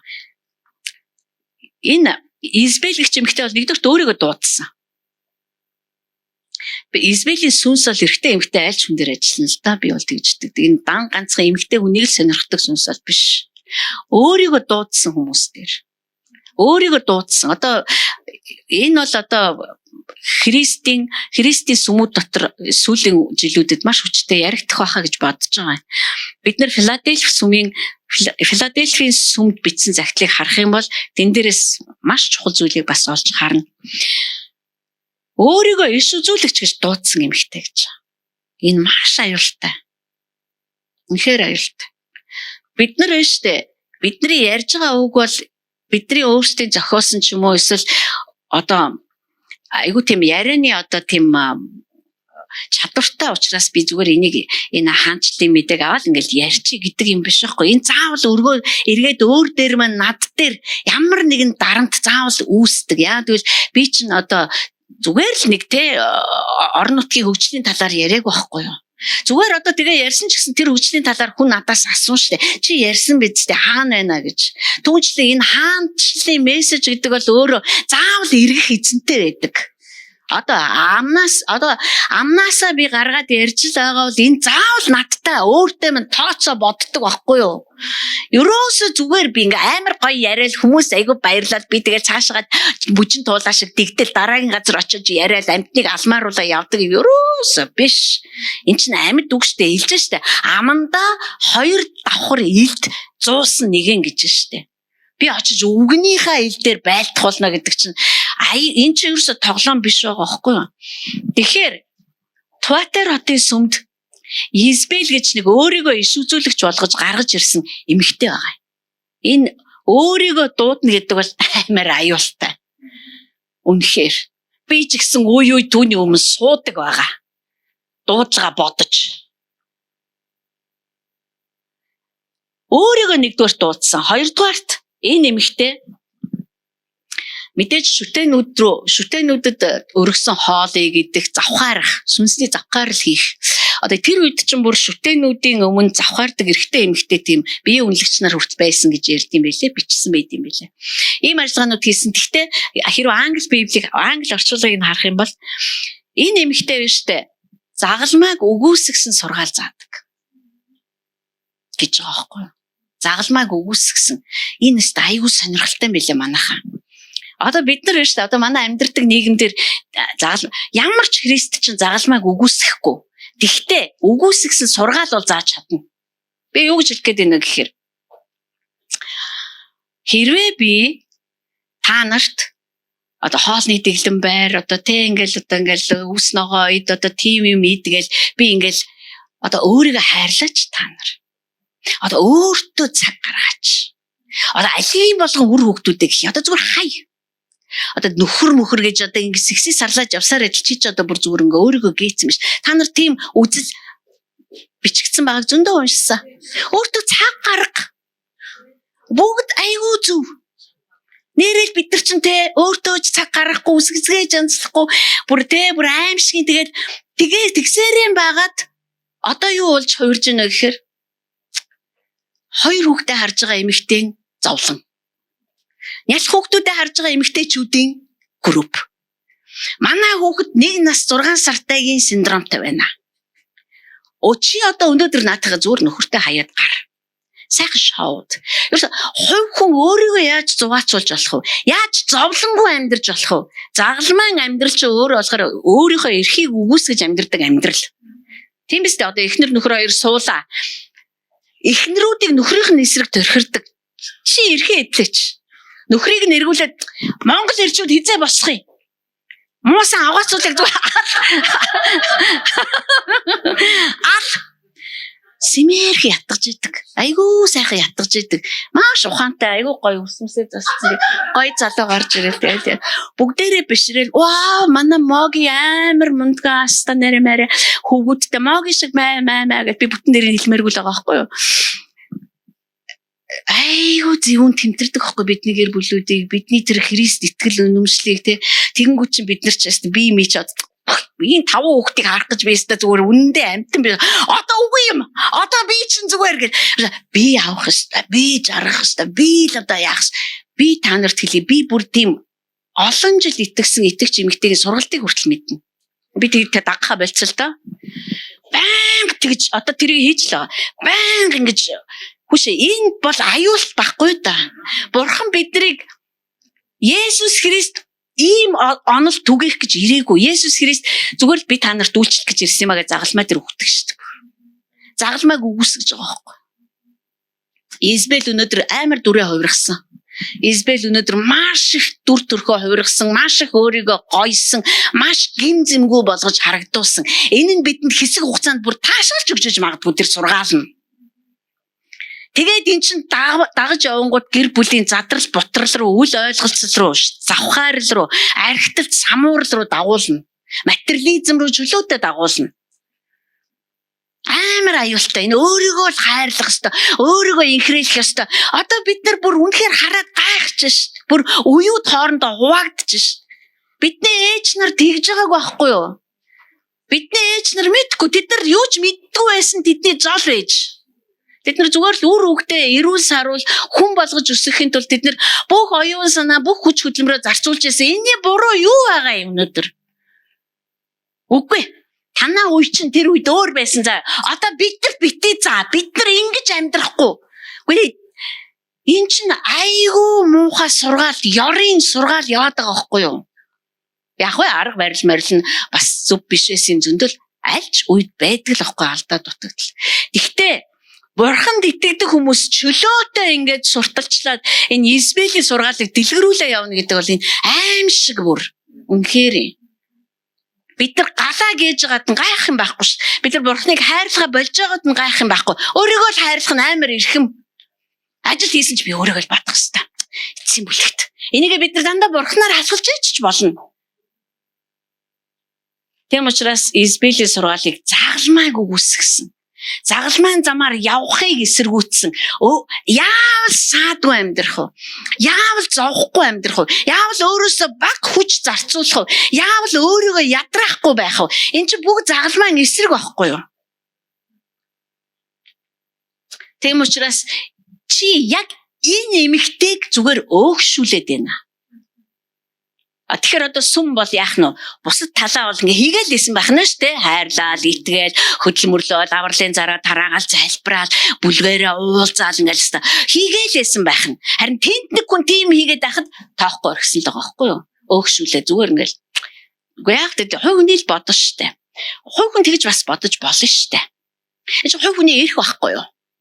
Тэгээ нөгөө эмэгтэй тийм чинь хувь хүнийхээ эрхийг эдлээд жаргаад одоо ингээд олон толоо юм яриад. Тэр нэ би танд хэлж заавал эмэгтэй байх албагүй байхгүй. Энд чинь эрэгтэй хүн ч байж болно. Тэгэхээр Избел бол бүр үнэхээр тэр үедээ бол тэд нар тэр хиймэл шүтээ мүтэнгээ хийжсэн. Яг өнөөдөр ч гэсэндээ эн чинь яг л шүтээ болчихж байгаа байхгүй. Тэгэл бүр утга учиргүйгээр бүр энэ бүр одоо бүр би бүр заримдаа хараад нэрээ бүр хүүе энэ ч юу болоод байна тамнэ. Яг үндэ бид нар байна штэ. Нэг талаас бид нар маш одоо сайхан үед амьдарч байгаа. Нэрэл бид нар хизээч юм хангалуун сайхан байж үзээгүй. Нэрэн шүү. Хэдийгээр бид нар өршөртэй зовлон зүтгэрт бай. Үнэхээр сайхан. Бид нар дээр шүү дээ дэлгүүрт ороо зүгээр ундаа авах гэж амар бодож байгаа бид нар төхөө. Хамгал карб марбын тоолж байгаа уураг илчлэл. Ерөөс ингээ орол авчдаг төгрөг хорийн чи ундаа байхгүй. Амар ойлоош ой би энэ торт дуртай гэж авчин. Би жүржин дуртай. Тийм байх айгүй түүхтэй тийм одоо жаргалаасаа болоо зовоож байгаа юм. Тийм үед бид нар амьдарч байгаа байхгүй юу? Гэхдээ нөгөө талаас бид нар туйлын ёрын үед амьдарч байгаа. Хүн төрлөختөн ийм ингэтлээ ёс суртахууны одоо гүн хямралд ороог баха. Одоо бол бүр үнэхээр бид нар тийм үед бид нар амьдарч байгаа. Би энийг дахин хэлээд байгаа нь бид нар үнэхээр халдвар орж ирэх нөхцүүд байх вэ гэж хэлэх гээд байгаа байхгүй юу. Тэгээд би тэр эмэгтэйг бол шийтгэнэ гэдгээ бурхан хэлсэн ба. Гэхдээ энэ эмэгтэйгийн нөлөөнд хичнээн хүн автаж байгаа вэ гэдэг чинь асуудалтай байгаа байхгүй. Тийм учраас бурхан би бүр үр удмаар нь устгана. Бурхан үр удмаар нь устгадаг шалтгаан нь юу гэхээр ямар ч үргэлжлэл байхыг хүсэхгүй шүү дээ. Юу ч үргэлжлэх хүсэхгүй. Ямар ч ёрын зүйлс цаашаа үргэлжилж явах хэрэгсгүй. Тэгээд хэлж байна. Би бол оюун санаа хийгээд зүрхийг нягтлагч гэдгийг чуулган болгон мэдэх болно. Өөрөөр хэлбэл би гадна талд өрөөсөө анхаардаггүй гэдгийг мэдэх болно. Гадна талд яаж харагдаж байгаа, ямар амжилттай байгаа, ямар хувцалсан байгаа. Одоо тэрэнд би өрөөс анхаардаггүй гэдгийг би бүр харуулах болно гэдэг байгаа байхгүй юу? Харин би бодлуудыг нягтладаг, би зүрхийг нягтладаг. Одоо хамгийн Христэд итгэгчдийн хамгийн их ярьдаг мөртлөө хамгийн үл тоодог хэсгүүд ч юм байгаа байхгүй. Оюун санааны шинжилт бол бүр байхгүй. Харин одоо нөхцөл байдал маш өөрөөр эргэж байгааг би өнөөдөр мөнөг яриагаас сонсоод бас үнэхээр талархаж байна. Ер нь бол их өөр болсон л доо. Цаг бол эргэцсэн шүү дээ манайхан. Хаанчлал бол эргүүлээ хийцэн шүү дээ бурхан. Энэ бол одоо үл үзэгдэх ертөнцид хийцэн ийм одоо шилжилт явагдаад байгаа байхгүй юу? Би бол гаднах байдал дээр ерөөсөө миний юу ч хөдөлдгүү гэдгийг би сүм болгонд мэдүүлэх болно гэж анхааруулж байгаамаа. За Туатер хотыг хэрвээ бид нар харах юм бол бас яах вэ? Нэгэнт бид нар Туатерийн сүмийг ярьж байгаа юм чинь. Энэ болохоор бас л хиймэл шүтээнүүдэд хийдэг найр наадмуудыг спонсорлдог хот байсан гэж байна. Бүр ивент гэдэг хот. Нэлээд чинээлэг тий. Одоо тэр үед бол одоо өнөөгийн энэ пати матинаас бол ялгаатай нь юу гэхээр хиймэл шүтээнүүдэд маш их одоо өргөл өргөж найр наадам хийдэг байсан шиг байгаа. Тэгээ тэрийг нь Туатер хот аюух ивент гэдэг. Яагаад гэвэл Туатер хот одоо гар урлалын хот. Өөрөөр хэлбэл гар урлаач их байдаг гинэ. Носон эзэл хийдэг хүмүүс их байдаг гэж ялангуяа даав нарийн торгоор алдартай. Нэг эмэгтэй байдаг штэ. Паул сайн мэдээс ярьсан чинь тэр эмэгтэй хүлээгээд авдаг те. Тэр эмэгтэй бол нийл ягаан торго 8 элдэг байсан. Тэгэхээр маш их мөнгөтэй хот байсан. Гэхдээ тэр хот дотор амьдарж байгаа сүм нь ийм итгэмжтэйгээр үйлчилж байсан. Гэхдээ бид нар тэнд нэг том цоорхоо үүсчээд байгааг хараагүй. Харин бурхан бол харсан. Тийм учраас бурхан тэгж их нүр хөдөлмөрлж байгаа тэр хайраар дүүрэн, тэр итгэлээр дүүрэн, тэр сүмээ тэр мэт эмэгтэй зүгээр алдахгүй байхгүй. Эзэч. Тийм учраас хизээч зүгээр өнгөрөхгүй. Би заримдаа ингэж бодол бурхан минь ээ. Йоо, одоо алийн болгонтэй хүмүүс ингэ зарим хүмүүст хууртагдаад яадах юм бэ? Одоо эн чинь бүр болохоо байлаа шүү дээ. Тэгээд бурхан надаас дутуу санаа тавьж гэж дээ тэнд одоо. Тэр заавал зэгцлэх болно. Ялангуяа эцсийн цагт юм болохын өмнө би заавал ирэх болно. Би заавал очих болно. Би заавал тэдгэрийг зэгцлэх болно гэж хэлж байгаа байхгүй юу? За, Избелийн талаар бол би ийм зүйл ярмаар санагдсан. Дараагийнх нь Сардис. Сардей гэж утсан байгаа юм чи.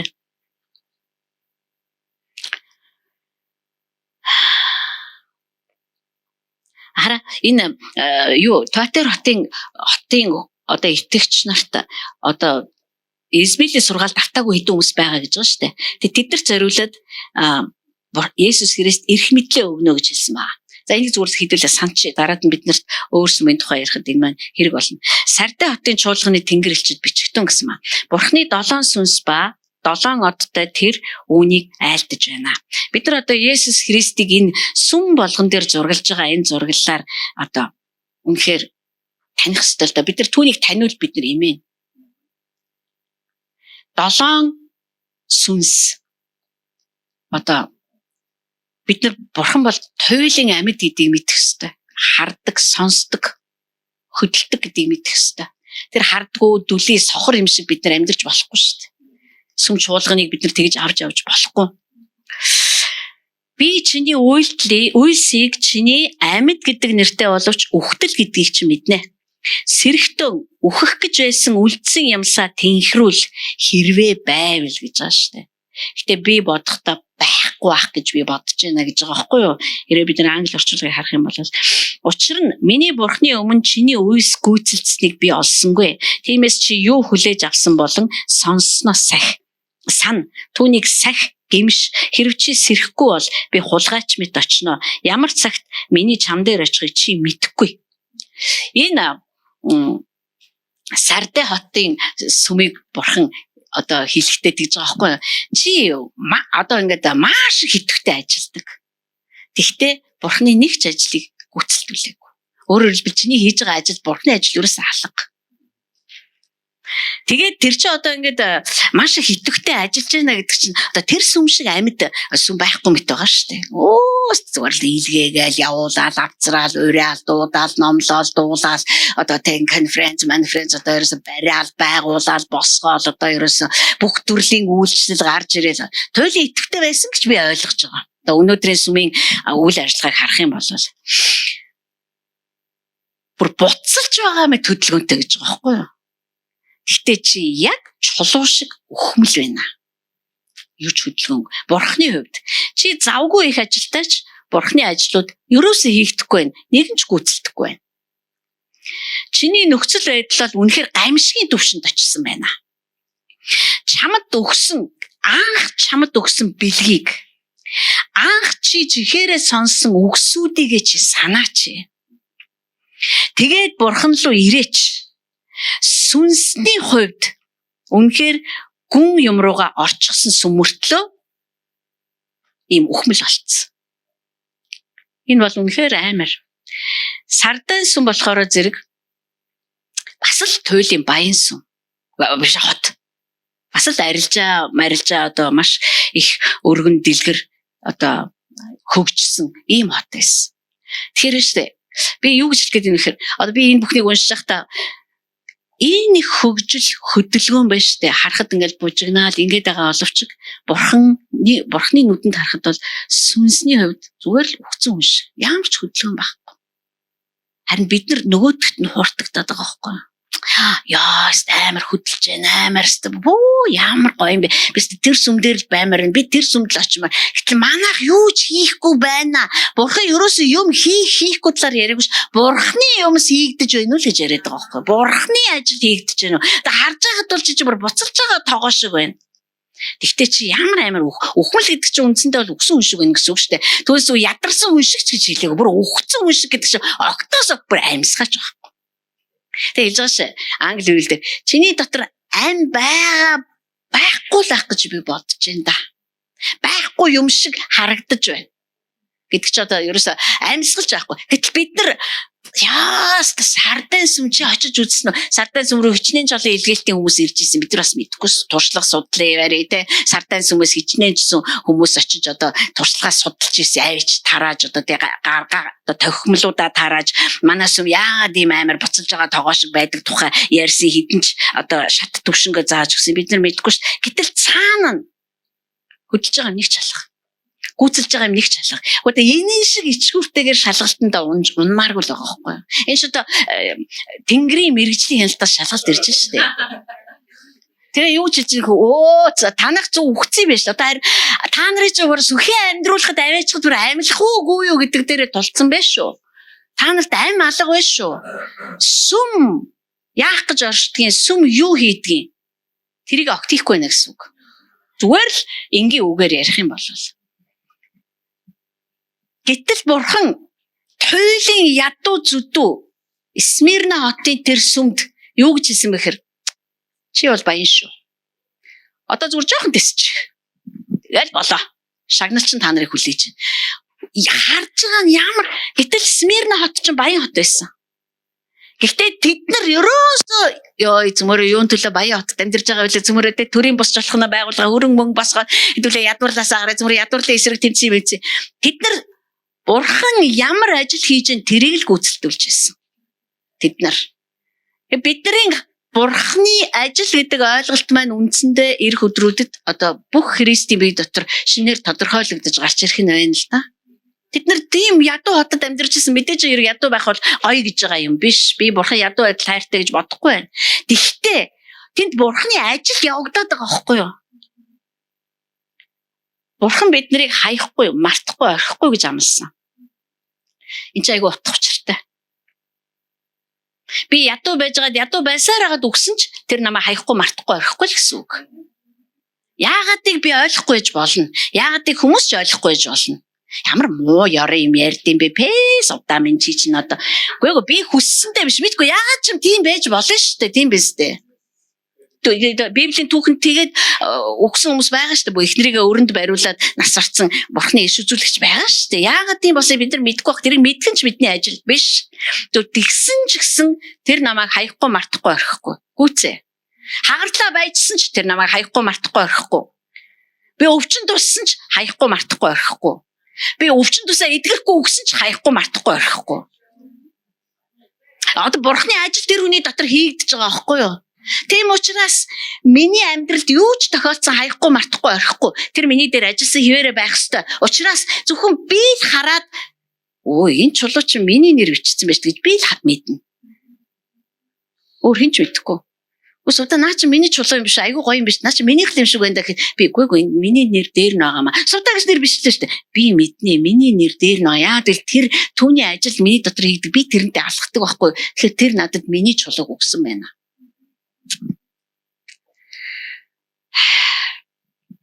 Тэм учраас бурхан тэднийг сэрээ гэсэн маа. Ер нь бол 7 цагт долуула маш чанга дуурж байгаа сэрүүлэг. Сэрээч, босооч тэр чин Смирначууд хэрэгтэй байсан сэрүүлэг, бүгдэнд нь хэрэгтэй байсан сэрүүлэг. Тэгтээ наан чин надтай хамт ажиллаж байгаа, надтай хамт алхаж байгаа хүмүүс байгаа. Би тэр хүмүүс зориулаад цагаан хувцас бэлдсэн байгаа гэж хэлсэн маа. За.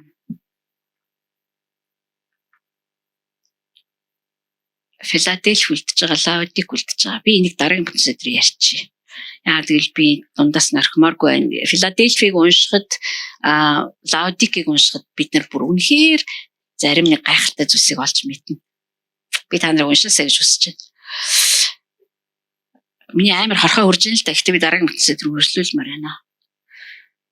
Тэгэхээр үнэхээр бид нарыг сэрэж байгаа ийм цаг үед бид нар амьдарч байна. Бид нар нэрэл нэг ухаантай эмэгтэй тэгж хэлж илээ. Бид нар одоо далаа шиг амьдармаар байна. Далаа болохоор гадаргуун дээр амар их салхишуурга болж идэг. Жохон гүн орчих юм бол тэгэл салхишуурга байхгүй. Одоо түрүүн мөнө хэлсэн ш диаволгүй төвшин байна гэж. Биднийг тэр гаргаад ирсэн байхгүй. Бид нар нэг амар хүчлээл диаволгүй төвшин гэж ойрлоогүй. Иш үзүүлсэн, бид нар амьдэрсэн, бид нар гарч ирсэн. Диаволгүй төвшин дээр бид нар далайн гадаргуугийн доор байгаа юм шиг амьдрах хэрэгтэй болчихж байгаа байхгүй. Тайван. Ерөөс бид гадаргуун одоо давлгааны хүчинд ингэж нааш цаашаа шидэгддэггүй. Тийм учраас бид нар одоо энэ юмсууд руу гүн орох хэрэгтэй болчиход байгаа байхгүй юу? Гүн орох хэрэгтэй болчиход байгаа. Юм руу гүн хардаг болох гэдэг нь л да бид нар одоо харахгүй бол ерөөс болохгүй. Бид нар зүгээр ингээ хөөсрөөд байгаа юмнуудыг хараад тэгэл одоо ингээл бүр ингээд байх юм бол бид нар ерөөсөө гүн лөө орж чадахгүй. Гүний тэр юр бусын амар тайвнагч бид нар мэдэж чадахгүй байхгүй. Энэ сүм эхнээсээ л гүн рүү орж амьдэрдэг сүм байхаар дуудагдсан. Эхнээсээ л бурхны ажил энэ сүм дээр эрчтэй явагддаг байхаар л дуудагдсан. Тийм л учраас бид нар түүний хөдөлгөөнийг хардаг, түүний хөдөлгөөнийг чагнадаг, мэддэг, мэдэрдэг тийм л хүмүүс болж өсөж торниж байгаа. Та нарын дотор би одоо өсөж байгаа мó, уруудаж байгаа мó би сайн мэдэхгүй байна гэж зарим бодож байгаа. Хүүхэд төрсөн л бол өсөн штий. Хизээч манай хүүхэд буцаад өсөд байгаа штий гэж ярьдгүй шүү бид нар.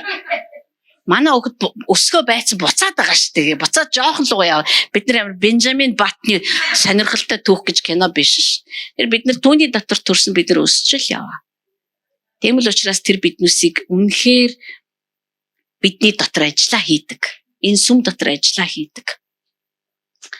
Хайртаа бид нар танд үнэхээр талархаж байна. Яг тэгэл бидний мэдэх ёстой зүйлсүүд дэлгэгдэж байгаад бид нар үнэхээр баяртай байна. Тэгээ бас дээрээс нь та биднийг энэ сэрүүлэгт сонор байлгаж өгөөрэй. Бид нар нэрэл гүн рүү орж одоо ингэж амьдрч чаддаг хүмүүс болмоор байна. Бид нар ингээд зүгээр харагдаж байгаа зүйлсүүд эсвэл одоо хаана илүү их чимээ шууган гарч ийн тэр зүйлс рүү анхаарал хандуулах ш. Таныг чагнаж чаддаг, таныг сонсож чаддаг, тантай хамт амьдрч чаддаг, тантай хамт алхаж чаддаг. Өдөр тутмынхаа амьдралд таныг бүрэн оролцуулдаг, таныг бүр үнэхээр чин зүрхнээс хүндэлдэг, мөрөгдөг ийм л хүмүүс болж гарч ирмээр байна. Тэгээд энэ Тэнгэрийн энэ юр бусын боломж бүхий энэ цаг хугацааг бид хий хоосон өнгөрөөмөргүй байна. Илчилт ном дээр бичсэнчлэн нэг л өдөр Тэнгэр тас хийтэл хаагдана гэж хэлсэн. Харин та биднүсийг яг нээлттэй Тэнгэрийн дор бүр ингэж одоо хайраараа, ингэж одоо мэрэгэн ухаанаараа өсгөж, том болгож биднийг төлөвшүүлж байгаагийн төлөө бид нар танд алдрыг өргөж байна. Танда баярлалаа аваа. Эх 7 хоногийн турш бидний лөө яриарай. Эх 7 хоногийн турш та биднийг замчлаарай. Та биднийг газарчлаарай. Та бидэнд мэрэгэн ухаанаа харамгүй өгөх болтугай. Тэгээ би эзэн Есүс Христийн нэрээр ярьж байна. Амен.